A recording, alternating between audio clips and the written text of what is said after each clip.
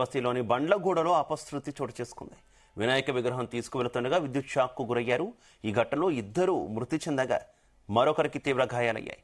ఇక ట్రాక్టర్కు హైటెన్షన్ వైర్లు తగలడంతో ప్రమాదం చోటు చేసుకుంది. అఖిల్ అనే వ్యక్తికి తీవ్ర గాయాలు కావడంతో ఆసుపత్రిలో చికిత్స పొందుతున్నారు. వినాయక చవితి సందర్భంగా వినాయక విగ్రహాలను మండపాలకు తరలిస్తున్నారు. వినాయక విగ్రహాలు తరలించేటప్పుడు జాగ్రత్తలు తీసుకోవాలని పోలీసులు సూచిస్తున్నారు. నిన్న విద్యుత్ షాక్కు గురై 5 మృత్యువాత పడ్డారు.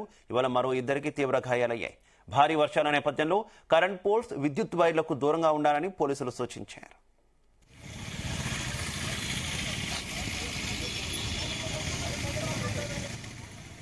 ఇదే విషయానికి సంబంధించి మరింత సమాచారం మా క్రైమ్ బ్యూరో చీఫ్ రవితేజ అందిస్తారు. రవితేజ, పాతబస్తీ బండ్లగూడ రోడ్డు సమీపంలో నిన్న కొంతమంది యువకులు గణేష్ విగ్రహాన్ని తరలిస్తూ ఉండగా ఈ విద్యుత్ షాక్ కి గురైనట్టు కూడా ప్రత్యక్షంగా అక్కడ పోలీసులకు సమాచారం ఇవ్వడంతో పోలీసులు అక్కడికి చేరుకొని ఎవరైతే గాయపడి సహాయం కోసం ఎదురు చూస్తా ఉన్నారో వారందరినీ కూడా ఆసుపత్రికి తరలించినట్టుగా సమాచారం అందుతుంది. బండ్లగూడ పోలీసులు అక్కడికి చేరుకొని గాయపడేటువంటి వారిని అందరినీ మెరుగైనటువంటి చికిత్స కోసం ప్రైవేట్ ఆసుపత్రి తరలించడంలో ఓవైసీ ఆసుపత్రికి సీరియస్ గా ఉన్నటువంటి వారిని ఇద్దరిని తరలించినట్టుగా తెలుస్తుంది. వారి పరిస్థితి సీరియస్ గా ఉంది అంటూ మాత్రం పోలీసులు చెప్తా ఉన్నారు. ఈ ఘటన పైన కేసు నమోదు చేసుకుని దర్యాప్తు ప్రారంభించారు. ఇప్పటికే ఉప్పల్ రామంతపూర్ లో శ్రీకృష్ణాష్టమి వేడుకల సందర్భంగా ఆ ట్రాలీ ఆగిపోయి ఉండడము, ఆ ట్రాలీని వెనుక నుంచి నెట్టేటువంటి క్రమంలో పైన ఉన్నటువంటి విద్యుత్ తీగలు ఆ ట్రాలీకి తగిలి ఉండడము, వారు ముట్టుకున్నటువంటి వెంటనే ఈ విద్యుత్ షాక్ కి గురై 6 మృత్యువాత పడినటువంటి ఘటన మరొక ముందే అదే 24 గంటల్లో మళ్ళీ ఇటు పాతబస్తీ బండ్లగూడలో సైతం గణేష్ విగ్రహాన్ని తరలిస్తుండగా పైన ఉన్నటువంటి విద్యుత్ తీగలను గమనించకపోవడము, ఆ విద్యుత్ తీగలు తగి గణేష్ విగ్రహాన్ని తరలిస్తున్నటువంటి కొంతమంది యువకులకు ఈ విద్యుత్ షాక్ కి తగిలి వీరు ఈ ఘటనలో బాధితులైనట్టుగా తెలుస్తోంది. ఇద్దరు పరిస్థితి విషమంగా ఉంది. మొత్తం 8 మంది ఈ విగ్రహాన్ని తరలిస్తూ ఉండగా ఈ ప్రమాదం జరిగినట్టుగా మాత్రం పోలీసులకు ఒక ఫిర్యాదు అందింది. దాంట్లో ఇద్దరు పరిస్థితి మాత్రం సీరియస్ గా ఉంది. ఆ ఇద్దరిని దగ్గరలో ఉన్నటువంటి ప్రైవేట్ ఆసుపత్రికి, కొంతమందిని ఓవైసీ ఆసుపత్రికి తరలించడం జరిగింది.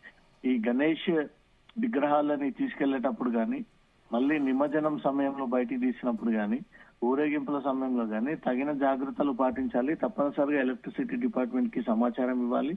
లోకల్ పోలీసులకు కూడా సమాచారం ఇస్తే వాళ్ళు జాగ్రత్తలు తీసుకొని ఈ విగ్రహాలను కానీ, ఊరేగింపు కానీ, ఉత్సవాలను కానీ ముందుకు తీసుకెళ్లేటువంటి అవకాశం ఉంటుంది.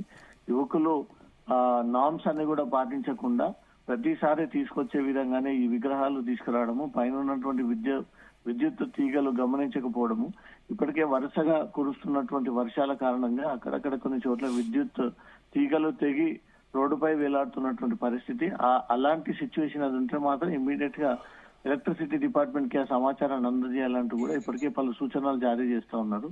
ఈ వేడుకలు, ఈ ఉత్సవాలు, గణేష్ ఊరేగింపు ఇప్పటి నుంచి మొదలుకొని హైదరాబాద్ నగర వ్యాప్తంగా 10 నుంచి 15 రోజుల పాటు కంటిన్యూగా నిమజ్జనం వైపుగా వెళ్లేటువంటి అవకాశం ఉంటుంది. పలు జాగ్రత్తలు తీసుకోవాల్సినటువంటి బాధ్యత మండప నిర్వాహకులది, భక్తులదే అంటూ మాత్రం అటు ప్రభుత్వం, పోలీసులు, ఎలక్ట్రిసిటీ డిపార్ట్మెంట్ దీనిపైన అవేర్నెస్ కల్పిస్తా ఉంది. మరి కాసేపట్లో ఓవైసీ ఆసుపత్రిలో చేరినటువంటి ఇద్దరి ఆరోగ్య పరిస్థితిపై కూడా హెల్త్ బులెటిన్ విడుదల చేసేటువంటి అవకాశం ఉంది. శివ, అయితే వరుస ప్రమాదాలు కొంత ఆందోళన కలిగిస్తున్నటువంటి పరిస్థితి కదా రవితేజ. ఇంకా గణేష్ ఆగమనానికి సంబంధించి ఇంకా వేడుకలు జరిగేటటువంటి అవకాశం ఉంది. వర్షాలు కూడా కంటిన్యూస్ గా పడుతున్నటువంటి పరిస్థితి కదా. ఏంటి పబ్లిక్ కి ఏ రకమైనటువంటి సూచనలు అయితే ఈ విద్యుత్ శాఖ నుంచి ప్రధానంగా అందుతున్నటువంటి పరిస్థితి?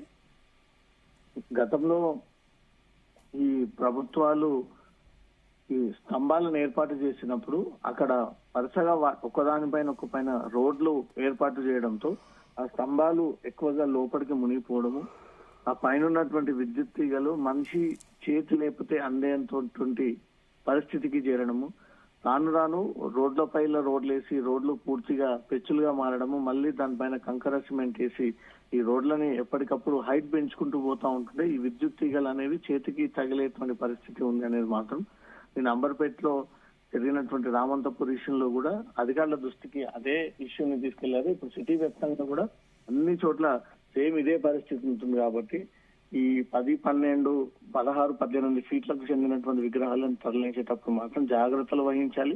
ఎలక్ట్రిసిటీ డిపార్ట్మెంట్ కి సమాచారం ఇస్తే ఆ రోడ్డు మార్గాన పూర్తిగా విద్యుత్ ని కూడా నిలిపివేసి ఎలాంటి ప్రమాదానికి గురి కాకుండా జాగ్రత్తలు తీసుకుంటామంటూ మాత్రం సూచనలు ఇస్తా ఉన్నారు. కొన్ని చోట్ల అది ఇంప్లిమెంట్ అవ్వడము, కొన్ని చోట్ల అది ఇంప్లిమెంట్ అవ్వకపోవడము, కొన్ని చోట్ల రోడ్ హెవీగా ఉండడంతో విద్యుత్ తీగలకు ఈజీగా తలిగేటువంటి స్పేస్ ఉండడము, కొంతమంది వర్షం కారణంగా ఈజీగా తీసుకెళ్లొచ్చు, ప్రతిసారి తీసుకెళ్తున్నాం కదా, ఈ రోజు కొత్తగా ప్రాబ్లం ఏముంటుంది అంటూ కూడా కొంత ఉత్సాహంగా ముందుకు వెళ్లేటప్పుడే తరచుగా ఇలాంటి ప్రమాదాలు జరుగుతూ ఉన్నాయి. ఇటు రామంతపూర్ జరిగినటువంటి ఘటనలో 6 మంది కుటుంబాలు ఒక్కసారిగా రోడ్డు మీదకి వచ్చాయి. కేవలం విద్యుత్ అధికారుల నిర్లక్ష్యంగా కారణం అంటూ మాత్రం ఈ ఆరోపణలు వ్యక్తం చేస్తా ఉన్నారు.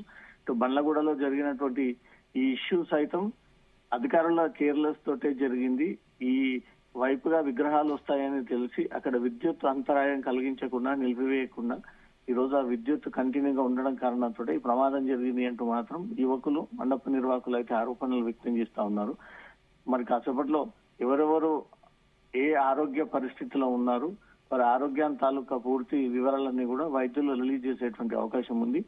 ఈ గణేష్ ఉత్సవాలు గాని, రాబోయేటువంటి నవరాత్రి విగ్రహ ఉత్సవాలు గాని ఈ సమయంలో పలు జాగ్రత్తలు అయితే పాటించాలి అంటూ మాత్రం ప్రభుత్వం, పోలీసులు అయితే దీనిపైన అవేర్నెస్ కల్పిస్తున్నటువంటి పరిస్థితి. శివ.